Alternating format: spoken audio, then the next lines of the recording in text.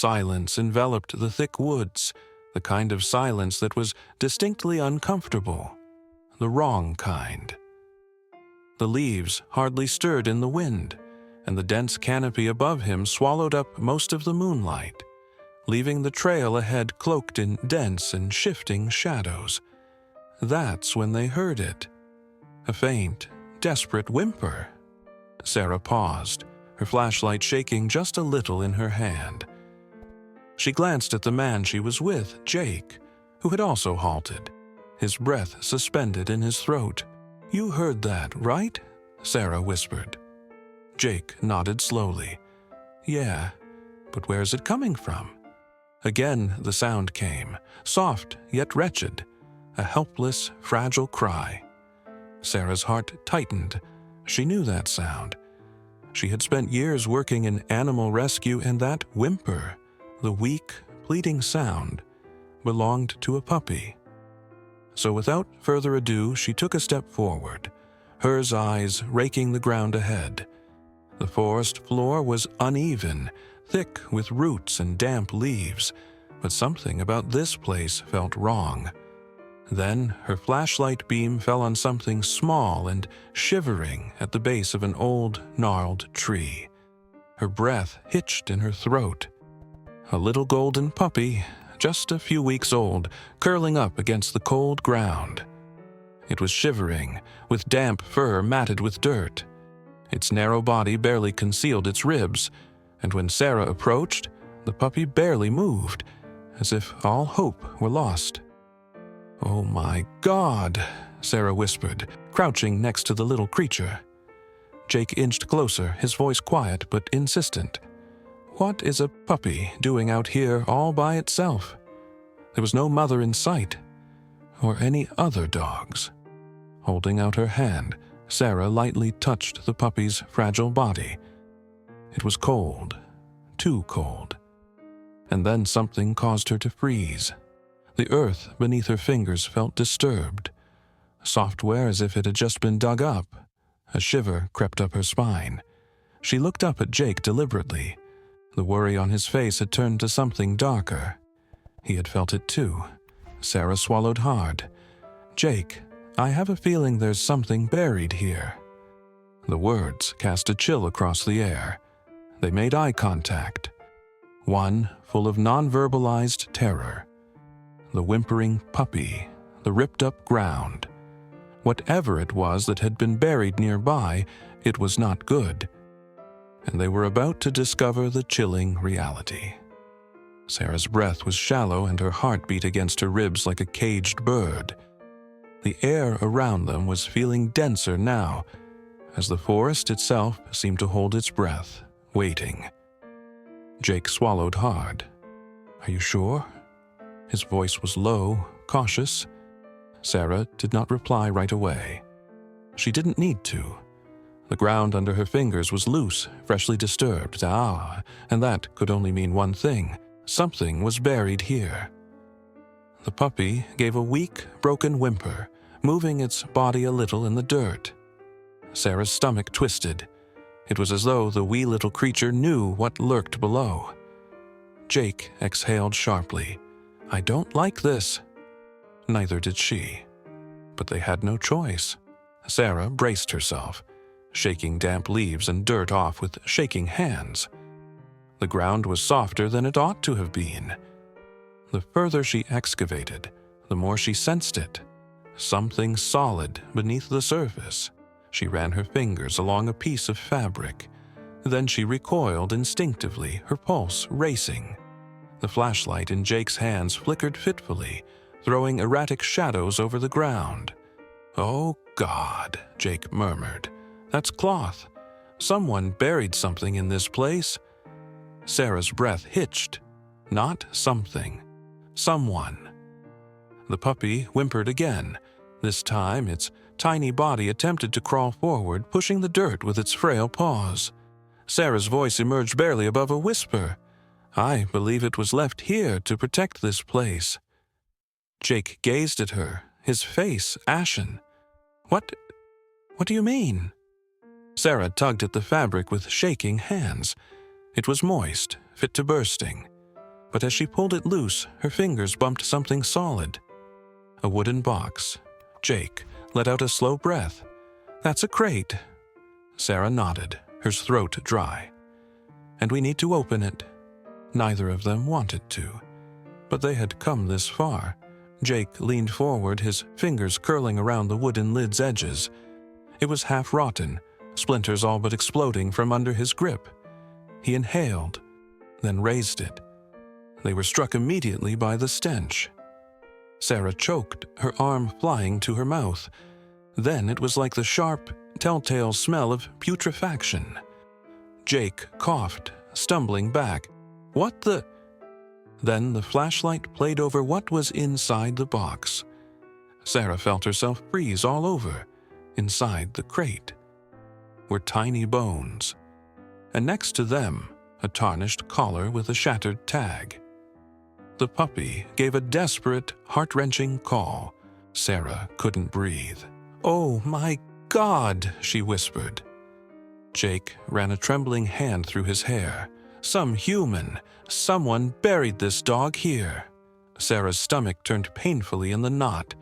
This puppy, this tiny, defenseless being. What if we had left it as a stand-in? Was it left the same way? She could barely form words. "This isn't an abandoned puppy, Jake. This is a grave." Silence. Then a crack of a twig back in the woods somewhere. Sarah and Jake froze. They were not alone. Sarah's blood ran cold. That sound was unmistakable, a twig cracking underfoot. Something, or someone, was in close proximity. Jake instinctively killed the flashlight only to plunge them into darkness. Practically all light was gone except the moon shining dimly through the treetops. For one long, breathless moment, there was no movement. Even the tiny puppy, still curled next to the rotting wooden crate, was utterly, perfectly still, as if it too sensed a presence lurking in the shadows. Sarah felt her pulse racing in her ears. She turned her head painstakingly slow so that she was scanning the tree line, looking for any hint of movement. Then another sound. Not close, but not far either. A rustling in the undergrowth and heavy, labored footsteps. Jake's fingers tightened around Sarah's wrist. He spoke those words barely breathing out. "Someone's watching us." Sarah knew it. She could feel it. A presence. Not an animal. A person. There was a charged atmosphere, as if a storm was about to break. A primitive instinct ripped through Sarah's mind. Run! But her feet wouldn't move. Jake gulped and grabbed the crate, his hands shaking as he closed the lid over the minuscule bones inside. "We need to go." His voice was barely audible. Sarah finally made herself take action. She knelt, cradling the delicate golden puppy in her arms. It didn't resist. It just quivered as violently, bearing its tiny head against her bosom. Then a third sound, louder, closer. Sarah's head turned at the noise, and then she saw it. Something between the trees, no flashlight, no sound. Just watching. The puppy let out a small, desperate whine against her chest. Sarah's stomach twisted. Whoever it was, they knew. They had been monitoring this location, watching the grave, watching them. Jake stepped back hard, pulling Sarah's arm. "Now, Sarah, we run!" She didn't hesitate. They bolted. Branches cracked underfoot as they ran through the woods. Breath labored. Freezing air scorched their lungs. Sarah held the puppy against her, trying to shield it as best she could. She heard footsteps behind them. Someone was following. Then a voice, low, gravelly, not a yell, just a whisper. But they heard it. "You should not have dug it up." Sarah's heart nearly stopped. Jake seized her wrist, tugging her closer. "Faster!" The woods blurred by them, dark shapes curling in the night. The trees were endless. The path ahead would be unknown. But there was no time to think, only to run. And behind them, far back, The voice in front followed. Sarah's lungs felt on fire as she ran, tightening her grip around the quivering puppy she held in her arms. The woods were a whirl of shadows, and, if you could see beneath her feet, of tangled roots. But she could not stop, not now. And behind them, the voice still echoed low and whispered against the wind. You weren't supposed to dig it up. Jake was running in fits and starts, driven by adrenaline and sheer terror. Taking ragged breaths, he repeatedly glanced over his shoulder. Sarah, who was that? Sarah barely heard him. Her brain was on overdrive, her heart beating so fast she was afraid it would explode out of her chest. The puppy let out a small whimper, pushing its little face into the crease of her arm. That sound, that broken, helpless sound. It pushed Sarah forward. They had to get out of here. The trees were endless, no ceiling high above, and their twisted branches were skeletal fingers reaching. The brush snagged at their legs, slowing them, trying to pull them back. And then, a shadow moved, not behind them, ahead. Sarah's feet came to a halt with a skid. Jake nearly crashed into her. What? Why, then he saw it too. A shadowy figure standing just outside the trees, waiting, watching. Sarah's breath hitched. Oh my God, Jake swore quietly as he stepped back slowly. Tell me that's not... The air turned thick with a crackling sound, a radio, then a second voice, calm, cold. They saw too much. Sarah could feel her face turn pale. Jake reached for her hand. We need to... Then a bright light suddenly flashed, slicing through the dark like a blade. Sarah recoiled, covering the puppy. Jake raised an arm as if to block the harsh glow. What the hell? Then a loud bang. The forest shook. Sarah's ears rang and her body froze, the ground shaking beneath them. Something was happening, and it was getting closer. The figure in front took one step forward, the light now catching a gleam of metal in their hands. A gun. Sarah caught her breath in her throat. Then, movement behind them, the voice from earlier, closer, laughing. You should not have been digging it up. Sarah squeezed her eyes shut. Jake took hold of her arm and murmured, "Run!" Sarah didn't hesitate. The sound of Jake's frantic whisper, "Run!" was all she needed to hear. Her feet pounded the dirt and shifted leaves as she sprinted through the woods, the quivering puppy cradled against her sparking chest. Jake was right behind her. She could hear him overlaying her ragged breath and frantic steps, but the footsteps behind were faster and worse. The voice, guttural, mocking, underlined by a vibration off. Low, mocking like a hybrid between a cow and tiger. You can't outrun this. Sarah felt her pulse pounding in her ears. They had to escape. But where? The flashlight was gone, abandoned when Jake had staggered backward, and now the blackness surrounding them was absolute. If not, they bore down like blackened claws, devouring the meager moonlight until night became a labyrinth of darkness. And then, a clearing. Jake gasped. "Sarah, there's a road." She saw it. There, just beyond the trees growing thinner, pavement, a narrow line of darkness, a way out. A swell of hope rushed through her chest. "Go!" They pushed forward, faster. The branches caught at Sarah's jacket and her legs ached from running over uneven ground, but the clearing was so near. And then, a shot rang out. The air cracked open with a blinding flash. Jake cried out, anguished, staggering away. Sarah turned in horror. Jake was on his knees. His hand gripped his shoulder, blood oozing across his fingers. He grimaced in pain but pushed himself up. "Go!" he choked out. "Don't stop!" Sarah's breath hitched. The shadows swayed behind him. The man with the gun took a step closer. Sarah's body went cold. They were trapped. The road, so close. But Jake, hurt. The puppy emitted a thin, terrified whimper. And that was when Sarah knew. She had to take her pick. She could run for help. Or she could stay and fight. Her fists curled tight. She wasn't abandoning Jake. She looked back toward the trees, her heart racing. Then, she reached for the nearest rock.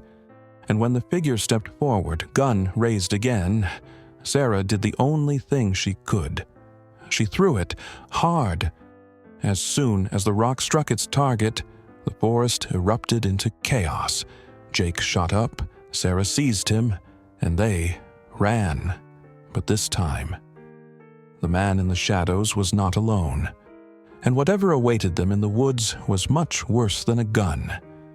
Jake stumbled as Sarah dragged him forward, her heart pounding against her eardrums. His breathing was spasmodic. His hand was pressed hard against his oozing shoulder. Yet he was still on the move, still fighting. The clearing was just up ahead. The road so close she could almost feel the open air beckoning them to safety. But that sound of footsteps behind them wasn't stopping. Jake gasped, "They're still coming!" Sarah didn't look back. She couldn't. Then, the whispers, low, distorted, almost as if they were inside her own head. "You think you can run?" The sound ran chills down Sarah's spine. It wasn't just one voice. It was many. Her breath hitched. There were more of them. Then, from the trees, movement. Sarah gripped Jake tighter. "Go! We have to move! Now!" Jake lurched ahead, his steps sluggish, his other hand reaching out for balance. The puppy in Sarah's arms whimpered, nuzzling its face into her chest. Then, a figure emerged from the moonlight. Not the gunman, someone else. Tall, thin, unmoving.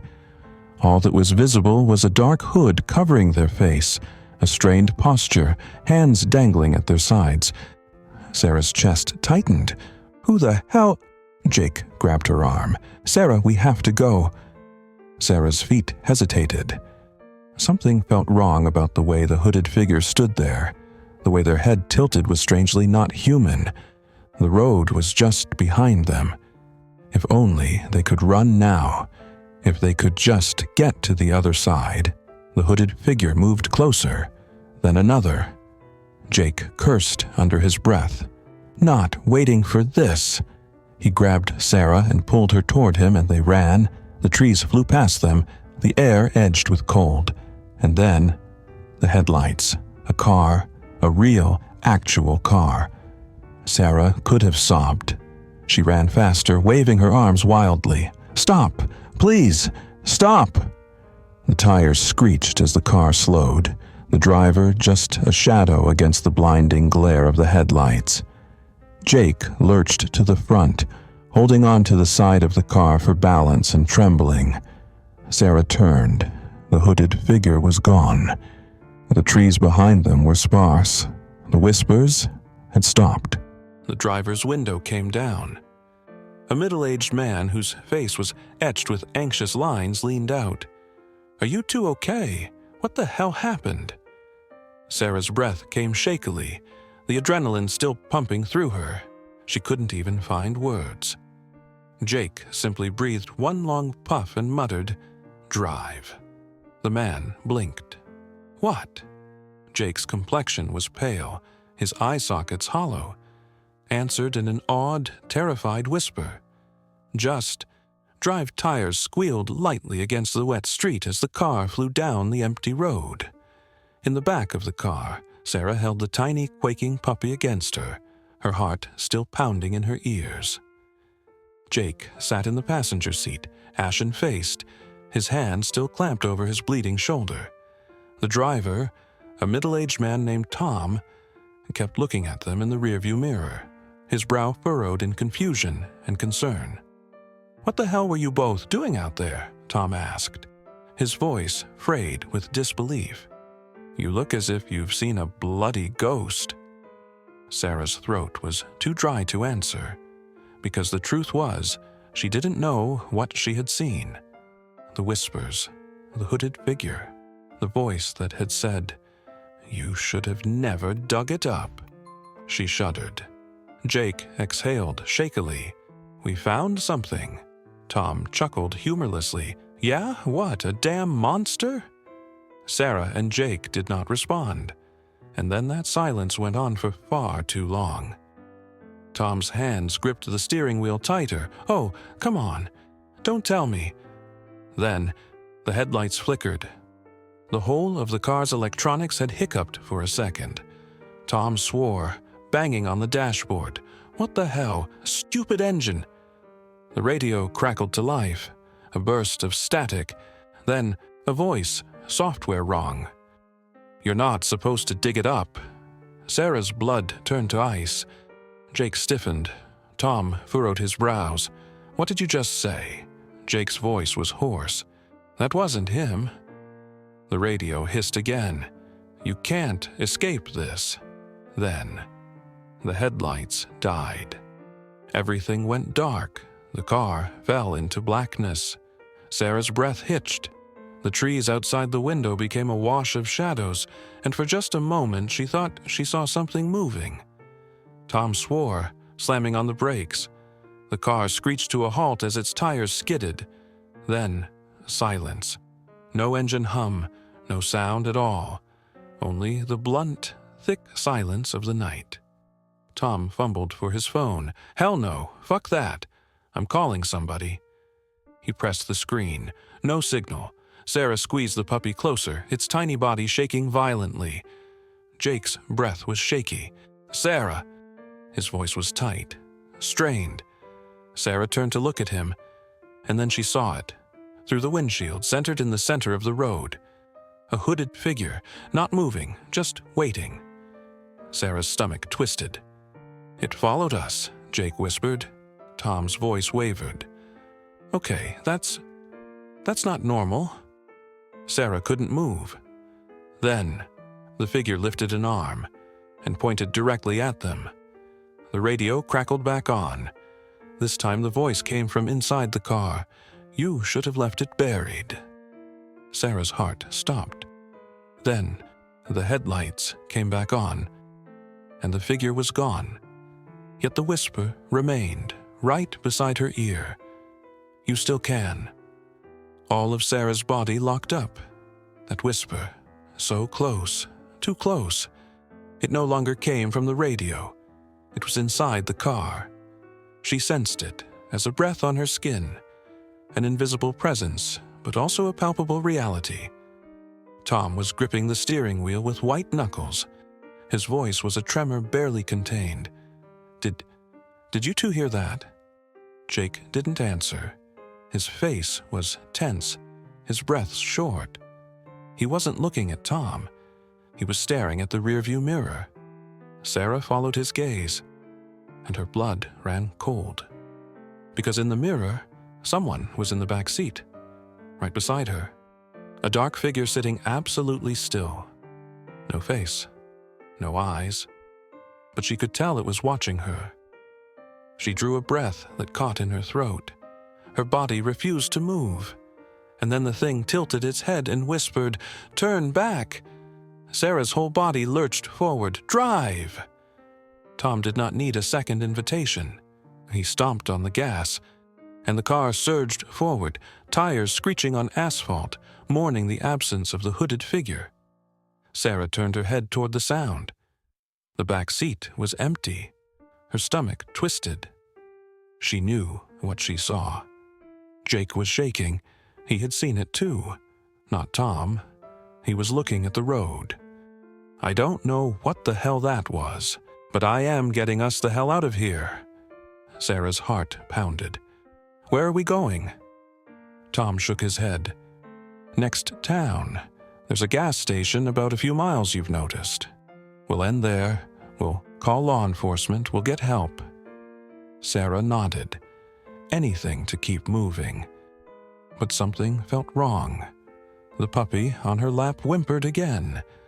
She smoothed its fur as she whispered, "It's okay, we're safe now." But even as she said it, She didn't really believe it. And then Jake felt a catch in his throat. Sarah turned to him. "Jake?" His eyes were wide. His hands trembled. He pointed at the dashboard. Sarah followed his gaze, and her stomach dropped, because the gas station that was supposed to be a few miles up the road had only been there a few minutes prior. And now, it was gone, like they never even voted on it. Sarah's hands slammed on her mouth, and they were still going down the same road. They had driven for miles, and yet somehow they had not moved an inch. Jake's voice came out hoarse. "We're trapped." The radio crackled. The voice returned. "You should have left it buried." Sarah's entire body froze. Then, the headlights flickered once more, and in the distance, right in the road, was the figure, waiting, watching, no way out. Sarah's stomach dropped. The headlights lit up that same hooded figure standing dead center in the road, unmoving, waiting. Tom slammed the brakes. The car skidded to a stop, pitching them forward. Sarah's chest was buried in the puppy, which gave a little yelp. Nobody spoke. Nobody breathed. Jake's voice was raw. "That's impossible." Sarah's fingers sank into the seat of her chair. All of her body was like ice. We only just passed that spot."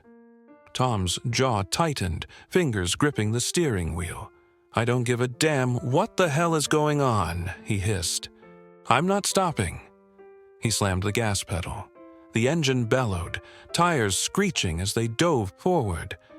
The hooded figure remained still, not so much as flinching. Sarah braced herself. They were going to hit it, and then the headlights blinked off. For one infinitesimal second, complete blackness. Sarah lifted her hand, choking on her breath. She couldn't see, couldn't think. Then, the lights flickered back on. The road was empty. The figure was gone. But Sarah's relief didn't last long, because as the car barreled ahead, something else became chillingly obvious. They had looped back to the start. Jake's voice cracked. "Oh my God!" Sarah's hands trembled. "No, no, no!" Tom hit the steering wheel. "What the hell is happening?" Sarah knew the answer, but she didn't want to explain it. They weren't just lost, they were trapped. Jake dug his palms into his temples, breath coming out in short jerks. Okay, think. This is some kind of trick, right? Like a hallucination. Maybe we're just..." The radio crackled. A voice, low, distorted. "You're still here?" Sarah's blood ran cold. The voice wasn't mocking this time. It almost seemed surprised. Jake lunged, slapping his hand on the radio volume knob. Silence. But the damage was done. They weren't imagining it. Whatever it was, it knew they were here, and worse, it hadn't anticipated them persisting this long. Sarah's voice shook. "Tom, keep driving. Don't stop." Tom's palms felt slick on the wheel, but he nodded. The car slowly rolled forward, inching down the fog-covered road. The trees felt closer now, as if the forest was closing in. Then, Jake whispered, "Look." Sarah followed his gaze, and what she witnessed caused her body to betray her. A road sign. Battered, rusted, barely legible, but what was carved into it made her stomach drop. "You should have left it dead." Sarah sucked in a breath. No, this isn't..." And then, something hit the car. Hard. The impact sent them skidding, tires screaming as Tom struggled to regain control. The earth tilted on its side, a whirl of black and headlights. Then, crash. Sarah's head jerked forward as the car came to an abrupt stop. Her ears rang. Everything was spinning. Meanwhile, the puppy was whimpering somewhere. Jake groaned beside her. Is everyone okay?" Sarah willed her body into motion, into blinking the haze away. Her hands were shaking. What just hit us?" Tom turned, his face pale. I don't know, but we're done. Sarah's heart stopped. What? Tom swallowed shakily and pointed at the dashboard. Sarah followed his gaze, and then her heart dropped. The engine was dead. They weren't going anywhere. And beyond the windshield, the shadows were passing. They were not alone. The car was dead. Sarah's breath was the assault of gasping sobs as she stared at the dead dashboard. The engine wouldn't crank. The headlights twitched feebly and then cut out entirely. And outside, the shadows shifted. Jake froze in the passenger seat, his wounded shoulder heaving with panicked breaths. His hand hovered over the door handle, but he didn't have the courage to open it. Tom gripped the steering wheel, white knuckles. "Try the radio," he said in a croaking whisper. Sarah leaned forward and turned the dial. Static. Then a voice, but not the same as before that one. This time it was distorted, wet, like a person talking through water. "No more running." Sarah's heart stopped. Jake's breath hitched. "Oh, hell no." The puppy whined, burrowing even further into Sarah's arms.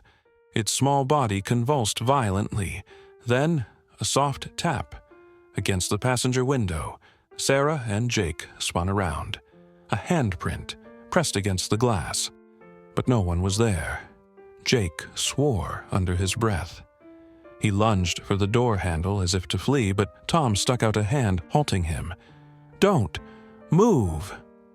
Jake's jaw clenched. "We can't just sit here." Sarah felt her pulse pounding in her ears. She didn't know if she was more afraid of the thing outside, or of what if they got out of the car. And then, a second handprint, this time on the windshield. Sarah's throat went dry. "It's getting closer." Tom pulled the key out of the ignition, resting his forehead on the steering wheel. "Think, damn it, think." Jake pivoted, his gaze searching the shadowy road beyond. "Okay, what if we just—" His voice cut off. Sarah frowned. "Jake?" His face had gone pale.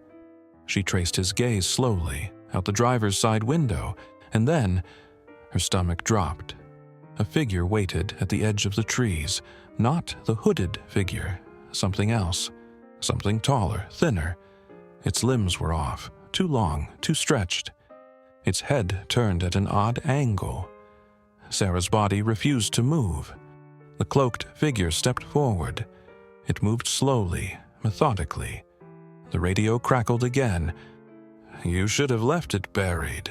Sarah's chest tightened. This wasn't about the puppy. It wasn't them getting lost. This was in relation to what they had discovered. There was something buried in that grave, and something not to be discovered. Jake's voice came out hoarse. "Sarah, what if we're not meant to leave?" Sarah refused to accept that. She held the puppy tighter. "No," she whispered, "we are getting out of here." And then the thing outside took a step closer. Its mouth opened, but no sound came out. Instead, the radio screamed, and the car doors unlocked. Click! The noise sent ripples of fear through Sarah's body. The car doors had opened by themselves.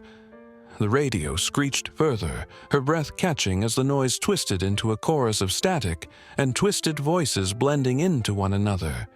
And outside, the thing was closer. Its limbs were too long, its movements too slow. But somehow, it had cut the distance between them in half in a blink. Jake tensed all over. "Lock the doors, now!" Tom banged his hand on the button. Click, locked. Panic crushed Sarah as her chest heaved. But then, click, the doors unlocked again. Sarah's blood ran cold. Her hands went to the handle and yanked it up. She manually locked it.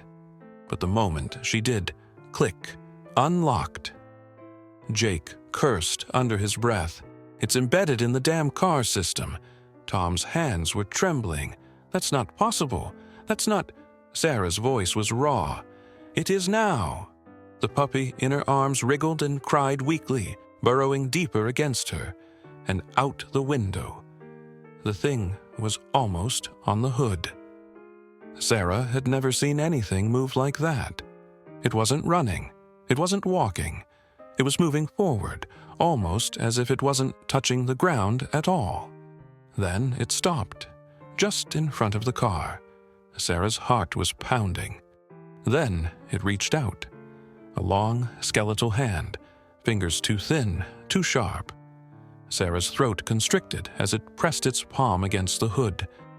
Jake barely breathed. What the hell is it doing? Sarah couldn't answer. She couldn't speak. Then, the engine turned back on, by itself. Tom flinched backward. What the... The headlights sprang into action, and for the first time, Sarah saw its face. It had no eyes, only dark hollows where they were supposed to be. Its mouth had grown too wide, too wrong. It leaned forward, closer, and then it smiled. Sarah's body seized in terror. Then, bang! It was gone. The car rocked from the force of its disappearance.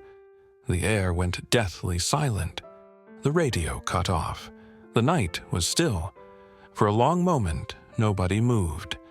Then, Tom slammed the gas pedal. The car launched forward. Sarah exhaled shakily, clutching the puppy even tighter in her arms. Jake was watching out the back window. "I don't see it." Tom's voice was hoarse. "I don't care. I'm not in the way to stop until I see daylight." For the first time, Sarah let herself think, definitely think, they were going to get away. Then, Jake whispered something, barely audible, but it gave Sarah chills up her spine. He reached for the rearview mirror. His voice shook. "So, why does the road remain unchanged?" Sarah snapped her head up, and the whole of her body froze into ice. Because he was right. The road ahead was still the same one, the same trees, the same turn, the same shadows. They hadn't moved at all. Sarah's voice broke. "Number, no, no, no." Tom leaned more heavily on the gas pedal.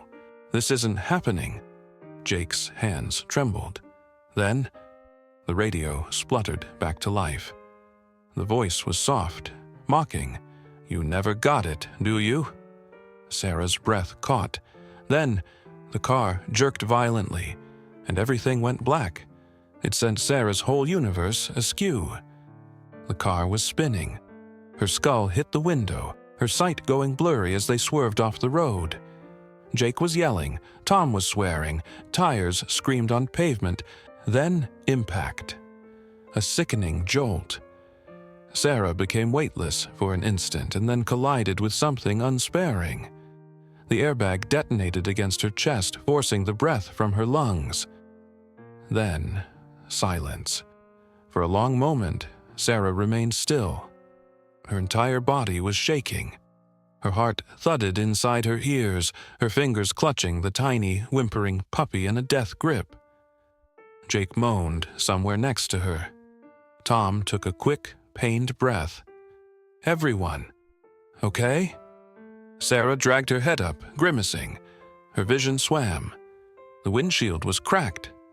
The headlights were still on, flickering weakly. And through the cracked glass, there was no road. Sarah blinked hard. Her breath hitched. They were no longer on the highway. They weren't anywhere. The car had collided with an open field. No trees, no pavement, just emptiness. Jake was gazing crazily out the window. What the hell? Tom tried the ignition. Then the engine sputtered and gave up the ghost.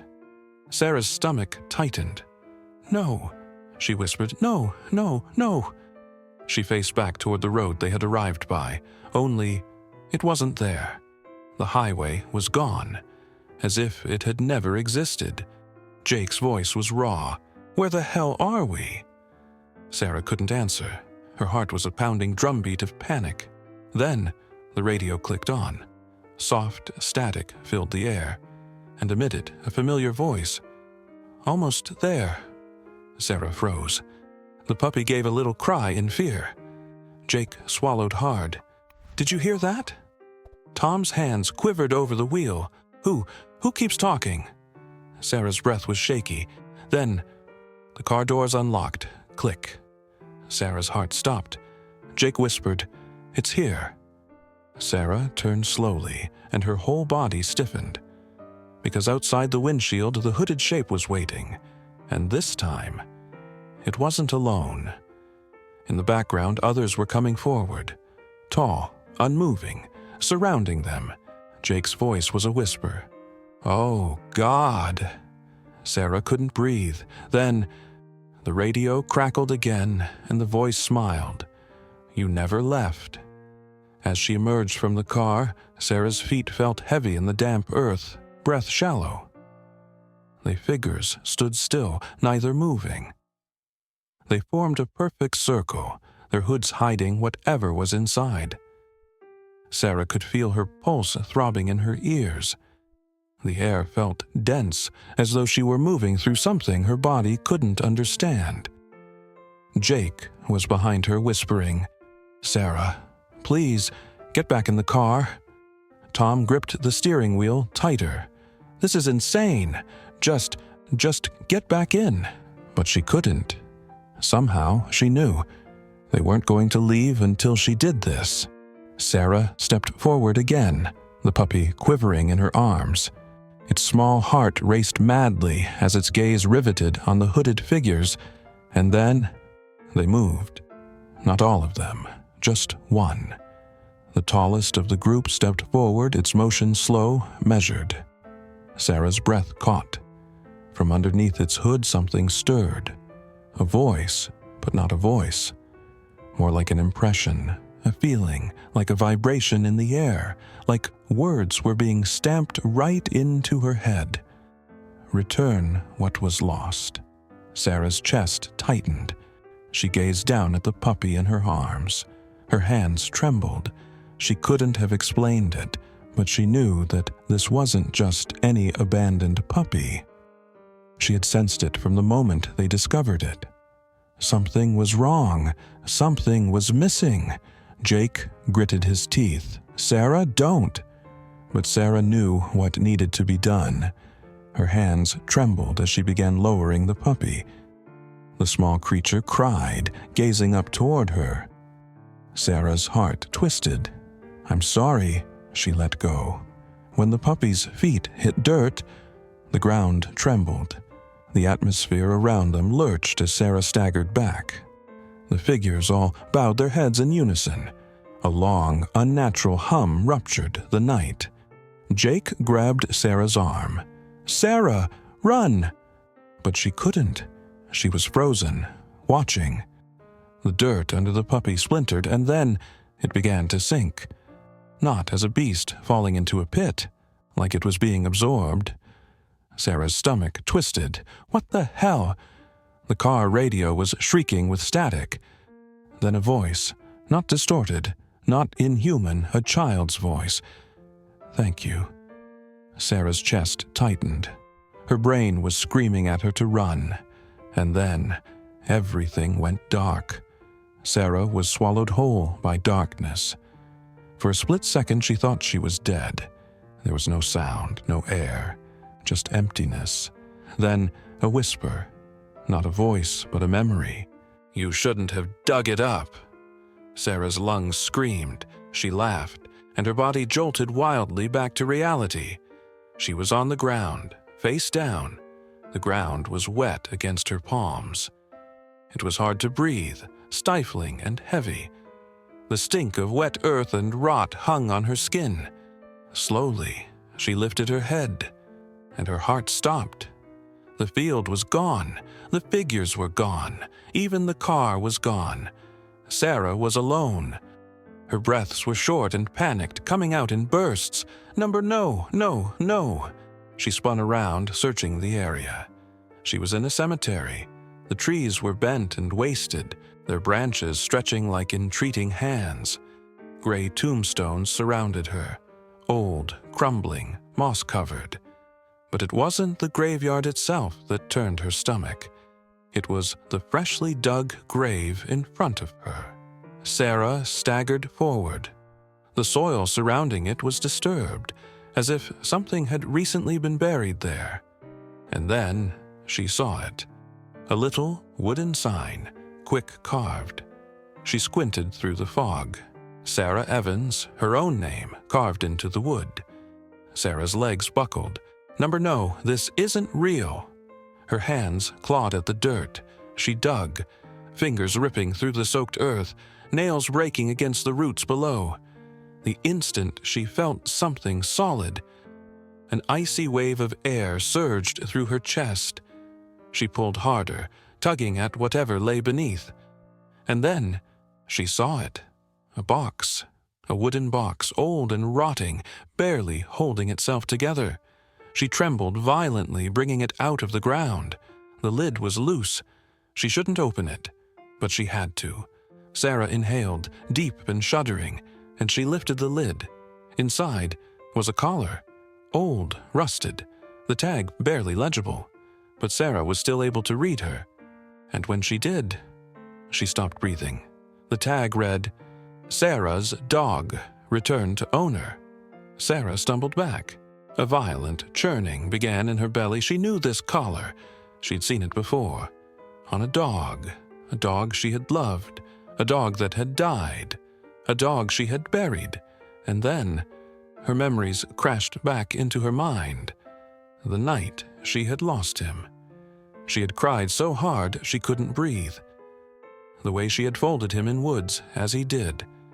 And how she'd wanted, had pleaded for just one more chance, one more day, one more moment. And she had gotten it. Sarah's chest tightened. The puppy, the one they found, the one she had brought with her. It wasn't just a lost dog. It was her dog. It had come back. It had found her. And she had given it away. The discovery hit her like a freight train. Sarah's hands plunged into the dirt, trembling violently. No! She screamed. The ground shook beneath her. The radio crackled in her mind, the voice returning. "You understand now." Sarah crumpled, gasping for air, and then a hand gripped her shoulder. Sarah whipped around, and her world went black. Sarah's world was engulfed in darkness. The last thing she had felt was the grip on her shoulder, cold, unnatural. Then nothing, no time, no space, just an endless void. And then a whisper, "You asked for this." Her breath caught. She wasn't alone. Sarah shot up, shaken and trembling. The graveyard was gone. Now she was somewhere else, a place that shouldn't exist. There was a fog to the air, thick with the unarticulated. Sarah whirled around, and she saw it. A door. A lonely wooden door in the middle of nowhere. No walls, no building, just a door waiting. Sarah's heart raced, pounding in her ears. The whisper returned, encircling her like a vice. "You wanted one more chance." Sarah's hands shook. She did. She had begged for it, had murmured into the night, shouted into the wind, "Give him back to me." And somehow, someone had listened. Sarah's throat tightened. Tears blurred her vision. She knew what lay behind that door. She knew. And yet, she grabbed for it anyway. She ran her fingers along the wood. It was ice cold. Then, she turned the knob. The door creaked open, and there, in the middle of an infinite black void, was the puppy, waiting. Sarah fell to her knees. "Buddy," she whispered. The puppy sprang back to life. Its tail wagged. It knew her. Sarah's chest ached. She reached for the tiny creature, and tears streamed down her cheeks as she pulled it in close. It cuddled against her, warm and furry, as if nothing had ever taken place. Like they hadn't been separated either. Sarah held him tighter. She had him back. Her heart soared with relief until she heard the whisper, "You can stay." Sarah froze. The air shifted. The door closed on her behind. Her blood ran cold. Sarah whirled around. The door was gone. And suddenly, she understood. Her heart stopped. Scene from Buddy 2. But Buddy was never supposed to come back, and neither was she. Sarah breathed in shallow gasps of panic. "Number, no, no, no." She spun in frantic circles, searching for a way out. But there was nothing, just blackness. A void with no end. She squeezed the puppy closer to her, her mind spinning. She had made a mistake. She should have let him go, but now she was in his place. Buddy wagged his tail, unbothered, unaware, because he was free, and Sarah was trapped forever. Epilogue. The cycle continues. The plot was Jake and Tom sat in the car staring into the empty field. Sarah was gone. She had stepped forward holding the puppy and disappeared. No sound, no scream, just gone.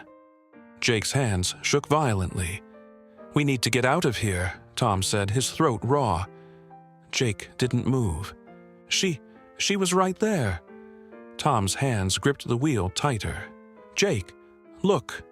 Jake turned and his whole body kind of froze, because there in the middle of the road was the puppy, small, innocent, wagging its tail, like nothing had happened, like it didn't just swallow Sarah whole. Jake's gut rolled violently. His voice was almost a whisper. "What do we do?" Tom's hands trembled. And then he reached for the door handle. The cycle wasn't over, because the game had already selected its next player.